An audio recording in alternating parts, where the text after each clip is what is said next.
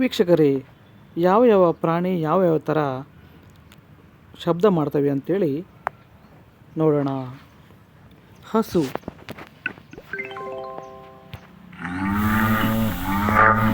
ಸಿಂಹ, ಹುಲಿ,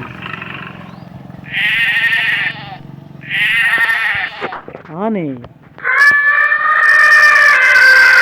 ಹಾಗೆ ಆನೆ ಗರ್ಜನೆ ಭಾಳ ಜೋರಾಗಿದೆ.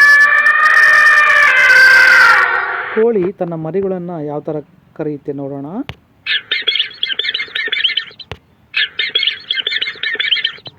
ಬೆಕ್ಕು, ನಾಯಿ ಮರಿ, ಹಂದಿ,